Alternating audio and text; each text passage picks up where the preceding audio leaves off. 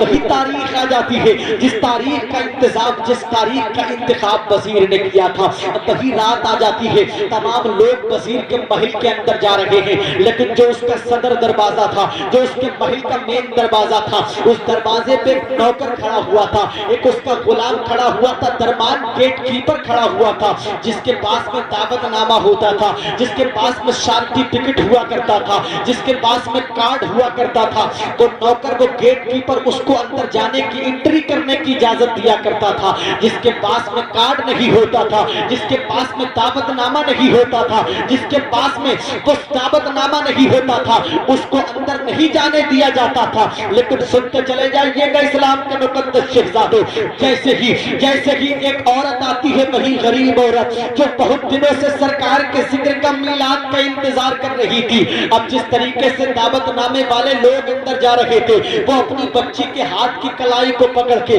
اندر محل کے مین دروازے پہ پہنچ جاتی ہے، صدر دروازے پہ پہنچ جاتی ہے۔ جیسے ہی وہ غریب عورت پھٹے ہوئے کپڑے پہن کر، بال بکھرے ہوئے ہیں، چہرہ گرد آلودہ ہے، اور پہنچ جاتی ہے محل کے مین دروازے پر۔ جیسے ہی محل کے مین دروازے پر پہنچی ہے، اب وہی دربان گیٹ کیپر واچ مین دیکھتا ہے کہ ایک غریب عورت، فقیر عورت دروازے پہ آ گئی ہے، اندر جانے کی اجازت نہیں دیتا ہے۔ وہ نوکر کہتا ہے، اے غریب عورت، تیرے بدن سے غربت کی بو آ رہی ہے، اے غریب عورت، تیرے بدن پہ پھٹا ہوا لباس ہے، اے غریب عورت، تیرے پیروں میں ٹوٹی ہوئی چپلیں ہیں، اے غریب عورت، تیرے بال بکھرے ہوئے ہیں، ارے تو ہمارے محل کے اندر، تو ہمارے وزیر کے اندر، وزیر کے محل کے اندر نہیں جا سکتی۔ جب اتنا کہا تھا وزیر کے نوکر نے، تو غریب کے منہ سے آہ نکلی تھی۔ غریب عورت نے کہا تھا، اے بادشاہ کے نوکر سن لے، ارے تو میرا پھٹا ہوا لباس دیکھ رہا ہے، تو میری زلفیں بکھری ہوئی دیکھ رہا ہے، میرے پیر میں ٹوٹی ہوئی چپل دیکھ رہا ہے، لیکن مصطفیٰ سے تو جتنا پیار کرتا ہے اتنا میں بھی پیار کرتی ہوں۔ ارے مصطفیٰ جتنے تیرے ہیں اتنے میرے بھی ہیں۔ لیکن وہ نوکر کہتا ہے، ارے تیرے پیروں میں ٹوٹی ہوئی چپلیں ہیں، اگر تو اندر جائے گی تو ہمارا علی شان جو فرش ہے وہ گندا ہو جائے گا، اگر تو اندر جائے گی تو ہماری امیج پہ فرق پڑے گا، ہماری عزت اور ویلیو اور وقت پہ فرق پڑے گا۔ اگر وزیر کی نظر تیرے اوپر پڑ گئی، ارے وہاں تو انٹرنیشنل لوگ اندر موجود ہیں، وہاں پر تو بڑی بڑی اونچی شان والے لوگ موجود ہیں، اگر تجھ غریب کو لوگ دیکھیں گے تو مجھے میرا وزیر محل کے اندر سے نوکری سے نکال دے گا۔ وہ نوکر اتنا کہتا ہے، لیکن وہ گریہ زاری آہو پکا کر رہی ہے اور جانے کی بار بار ضد کر رہی ہے عورت، کیونکہ نبی سے سچا عشق کر رہی تھی اور نبی کے ذکر کا بہت دن سے انتظار کر رہی تھی، لیکن وہ نوکر اندر جانے نہیں دیتا ہے۔ وہ عورت زیادہ ضد کرتی ہے تو نوکر دھکے مار کے اس کو گھر سے باہر نکال دیتا ہے۔ جیسے کہ اس کو محل کے اندر سے باہر نکالتا ہے وہ نوکر، اب وہ زمین پہ گر جاتی ہے عورت۔ جیسے ہی زمین پہ گرتی ہے تو منہ سے آہ نکلتی ہے اور گنبد خضرا سے اس غریب کی دل کی آواز ٹکرا جاتی ہے۔ عالم تصور میں عرض کرتی ہے، میرے آقا جتنا وزیر تم سے پیار کرتا ہے اتنا میں بھی تم پیار کرتی ہوں، ارے جتنا تم محل کے اندر تشریف لا سکتے ہو تم میرے غریب کی کٹیا میں بھی تو تشریف لا سکتے ہو۔ اس کا یہ تمام حال اس کی ننھی سی بچی دیکھ رہی تھی۔ اب وہ بچی سے رہا نہ گیا تو اپنی ماں کے ہاتھ کی کلائی کو پکڑتی ہے، کہتی ہے، میری ماں اگر تمہیں وزیر کا نوکر اندر جانے نہیں دے رہا ہے تو کوئی گھبرانے کی بات نہیں ہے، ٹینشن لینے کی بات نہیں ہے۔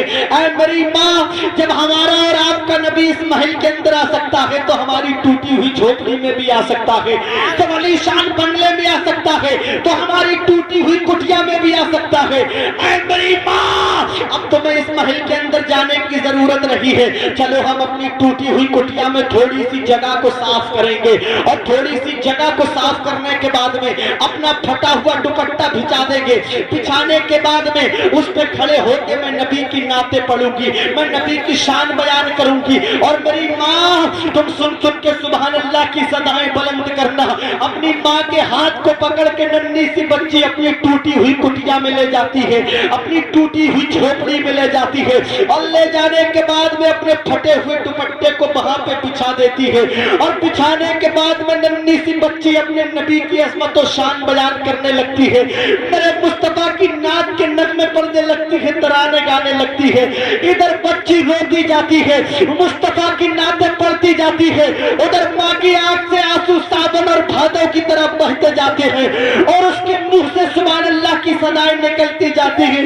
अचानक उस औरत की नजर अपनी टूटी हुई कुटिया के मेन गेट पे पड़ती है, तो क्या देखती है वो औरत? उसके गेट पे कोई और नहीं बल्कि बलियों का सुल्तान गौसे आजम खड़ा हुआ है, बल्कि बलियों का शहंशाह कोई और नहीं, अब्दुल कादिर उसके घर की दहलीज पे खड़े हुए हैं। और सिर्फ गौसे आजम खड़े नहीं है, बल्कि उस गरीब की टूटी हुई झोपड़ी के दरवाजे की दहलीज को बोसा दे रहे हैं, चूम रहे हैं। जब उस औरत ने इतना देखा तो वो औरत कहती है, अब्दुल कादिर, अरे तुम मेरी गरीब औरत की तुम दहलीज को क्यों चूम रहे हो? तो अब्दुल कादिर गौसे आजम कहते हैं, अरे औरत सुन ले, मैं तेरे दहलीज की इसलिए नहीं चूम रहा हूँ, मैं तेरी चौखट की दहलीज को इसलिए नहीं चूम रहा हूँ कि तू मेरे नाना की नाते पढ़ पढ़ के सुभान अल्लाह कह रही है, मेरे नाना की नाते सुन सुन के सुभान अल्लाह कह रही है। मैं इसलिए तेरे टूटी हुई झोपड़ी की दहलीज को चूम रहा हूँ कि यहाँ पर तू मुस्तफा की शान बयान कर रही है।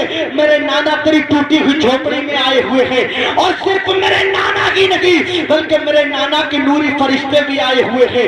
ये शान अगर मुस्तफा के जिक्र की जब पीर नसीरुद्दीन नसीर की नजर पड़ती है तो पाकिस्तान की मुकद्दस जमीन से कहते हैं, शाहाने जहां किस लिए शर्माए हुए हैं? क्या बज़्म में तैबा के गदा आए हुए हैं? जन्नत की फिजाएं उसे बहला नहीं सकती जो आपकी गलियों की हवा खाए हुए हैं। बन जाएगी महशर में नसीर अतरी बिगड़ी, सरकार शफाअत के लिए आए हुए हैं।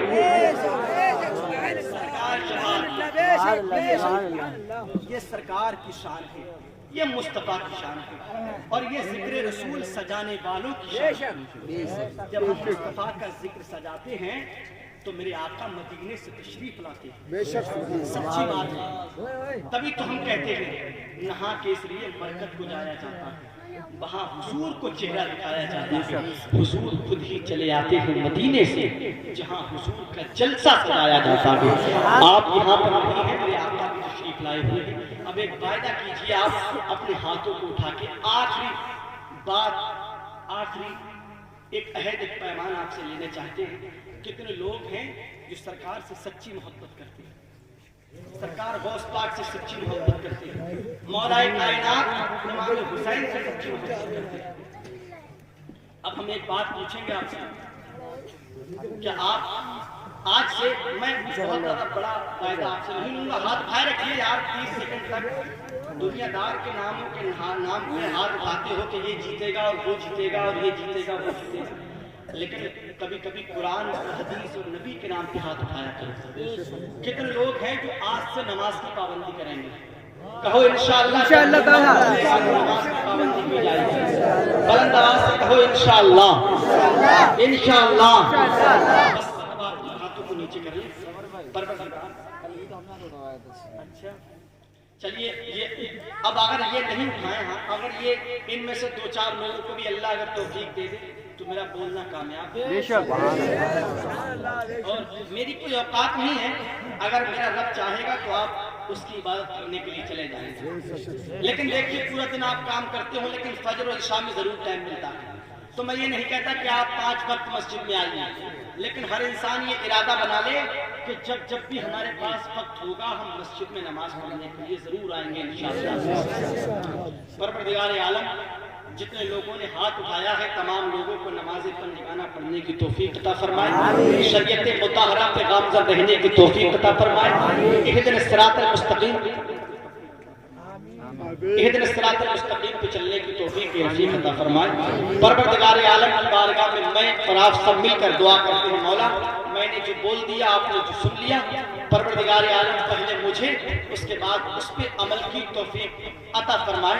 और देखिए, सबसे मेन बात ये कि आप अपने इमामों का भरपूर ख्याल रखिएगा, क्योंकि इमाम जो होता है वो एक हमारा रहनुमा होता है, हमारा कायद हुआ करता है।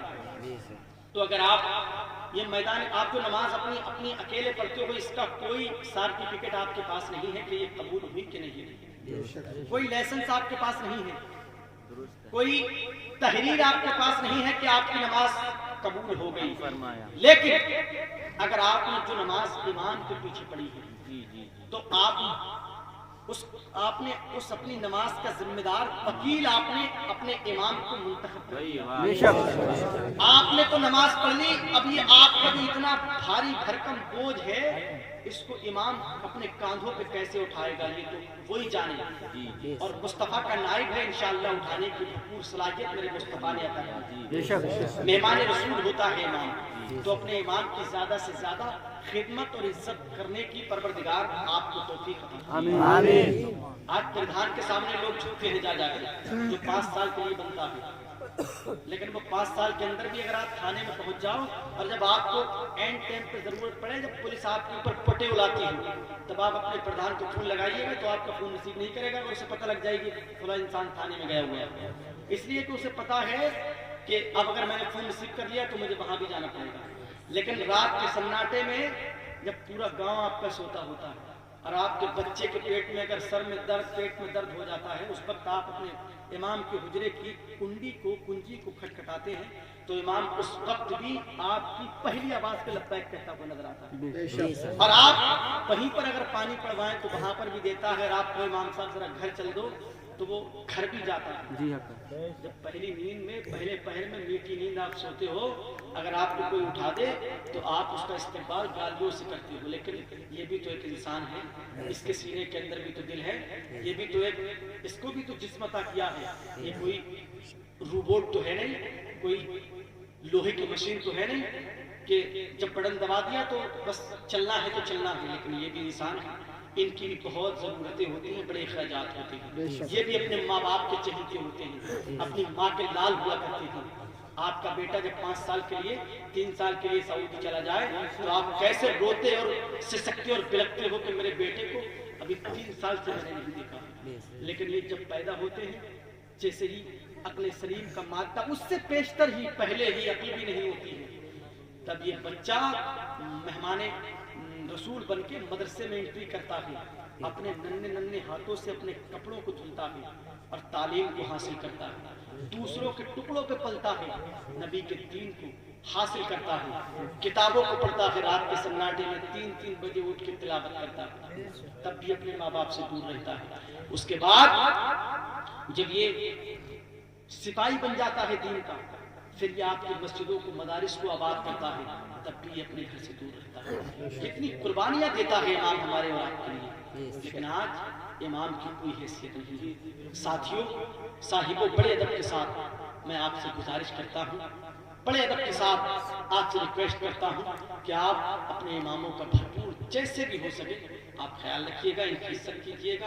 اگر آپ ان کی عزت کرو گے تو یقین جانیے کل میدان محشر میں اگر انہوں نے ان کے لیے, اگر سرکار نے حکم دیا, میرے رب نے حکم دیا کہ آپ عالم کے لیے بتایا گیا ہے کہ عالم جتنے لوگوں کو چاہے اتنے لوگوں کو جنت میں لے جا سکتا ہے, تو اگر آپ نے ایک مرتبہ ان کو وضو کرنے کے لیے پانی بھی اٹھا کے دیا ہوگا, حد تو یہ ہے کہ اگر استنجے کے لیے ڈھیلا بھی آپ نے اٹھا کے دیا ہوگا, اور آپ نے کل میدان محشر میں ان کا دامن پکڑ لیا, امام صاحب ہم نے فلاں وقت میں, فلاں تاریخ میں, فلاں ٹائم میں, فلاں ساتھ میں, فلاں لمحے میں آپ کو آپ کا یہ کام کر کے دیا تھا, اب تو ہم آپ کا دامن نہیں چھوڑیں گے, یا تو ہمیں اپنا بدلہ چاہیے یا پھر ہمیں جنت میں لے کے جائیے. تو اگر یہ جنتی ہوں گے اور جنت میں جاتے ہوں گے تو آپ کو چھوڑ کے نہیں جائیں گے, آپ کو ساتھ میں لے کے جائیں گے. تو امام اور مقتدی کا رشتہ بڑا مضبوط ہوتا ہے, بڑا پختہ ہوتا ہے. تو آپ سب لوگوں سے گزارش ہے کہ اپنے اماموں کی قدر کیجیے, پروردگار عالم مجھے